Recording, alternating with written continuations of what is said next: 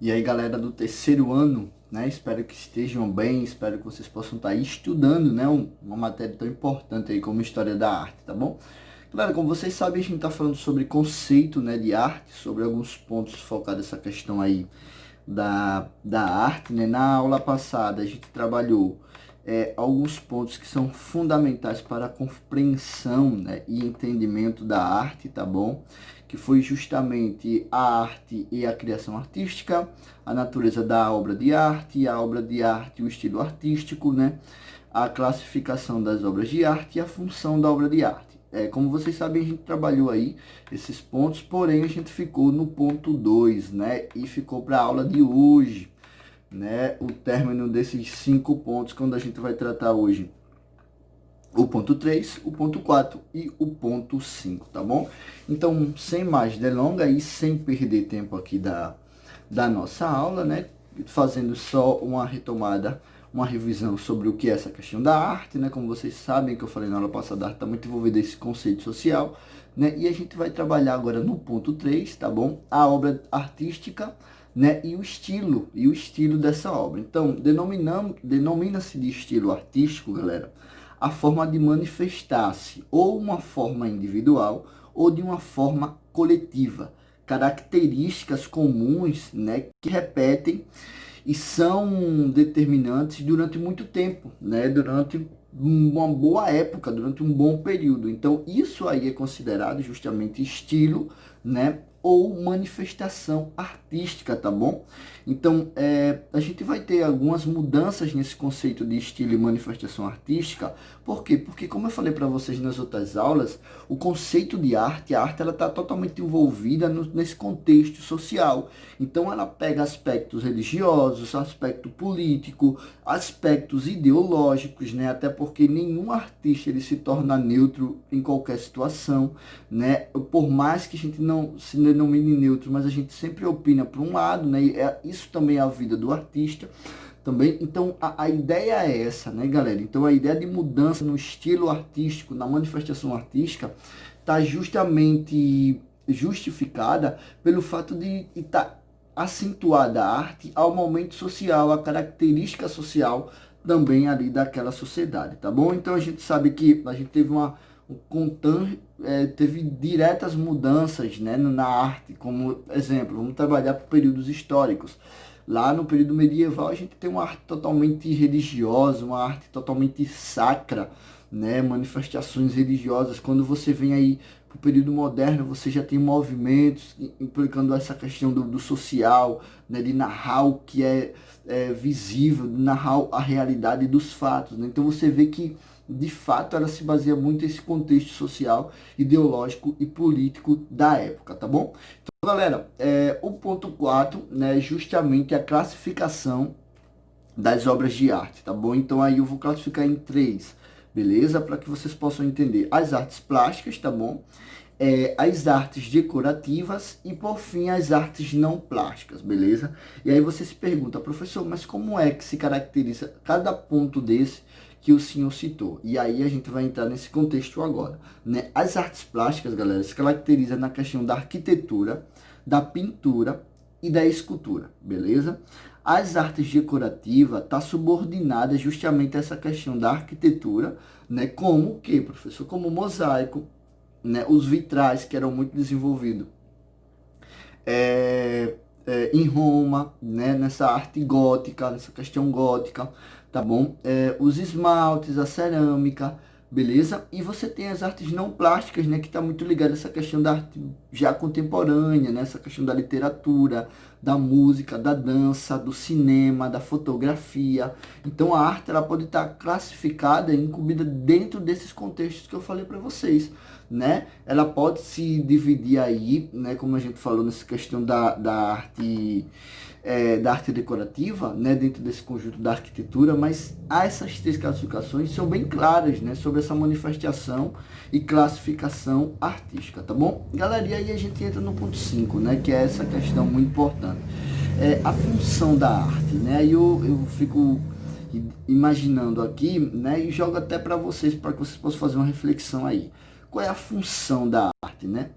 Então, é importante lembrar que desde o início dessa produção artística, né, sobretudo essa questão da pintura e da escultura, a arte tem a necessidade de imitar, né, a realidade, né, de representar justamente a realidade, né? Então, se você tem esse contexto, né, então a arte ela precisa em si trazer esse contexto real, essa realidade para a sociedade, né? Atualmente, né, nessa arte contemporânea que a gente tem hoje, quem faz muito essa questão de aproximar-se à realidade é justamente as fotografias, né, e o cinema, tá bom? Por quê? Porque eles aproveitam as possibilidades do momento atual, do contexto atual da sociedade, né, daquilo que está acontecendo e tenta narrar esses aspectos, tá bom? Então, se no tempo anterior, né, vamos dizer assim, no tempo antigo, né, você tinha a pintura, a arquitetura, né, você tinha aí a escultura, numa tentativa de trazer essa questão da realidade social. Hoje, nesse período contemporâneo, a gente tem o cinema, né, e sem contar, galera, que o conteúdo que se vê hoje nessa questão artística é um conteúdo extremamente conceitual, né, um conteúdo cheio de seus conceitos, de suas características e um conteúdo extremamente subjetivo, né? Então é nítido e é necessário justamente entender a arte nesses pontos, né? E aí você se pergunta, mas professor, qual foi a função em si da arte, né, nos períodos históricos? Então a gente pode tratar dessa questão da arte na pré-história, um período mais remoto ainda, né? Quando os homens da pré-história construíam justamente essas pinturas rupestres, né? Essa questão da Vênus, né, com seios grandes, mulheres fartas, que tinha representatividade para quê? Para uma boa colheita, né? Então, nas primeiras manifestações artísticas, a função dessa manifestação era um caráter mágico e religioso, né? Então você vê que o conceito dado a essa arte é justamente o conceito e é justamente aquilo que a sociedade da época ela pensa, né? Você vai vendo essa evolução, saindo aí dessa questão da pré-história, entrando no mundo antigo, né? Os grandes templos arquitetônicos, né, que foram construídos principalmente no Egito em homenagem aos deuses, né, tem a função de fato de realizar ali, né, o sublime, mas ao mesmo tempo também a questão religiosa. O exemplo disso que a gente tem no Egito é a construção dos templos em homenagem ao faraó Ramsés II, né? Então você tem aí as instituições políticas e religiosas extremamente ligadas nas construções desses templos, né? Na produção dessa arte, né? Então você tem essa junção, tá bom? Então, em outras ocasiões, galera, destaca-se também a clara função comemorativa, nessa ideia de comemorar-se, né, convertendo-se as obras de arte em importantes instrumentos educacionais, né, quando você tem o arco de Constantino, né, você tem aí essa questão da função comemorativa, né, dessa questão da educação, da propaganda, né, em todos os casos, né, o elemento de representação ideal para a arte é justamente o elemento estético, né? Como é que essa obra foi realizada, né? A primazia, né?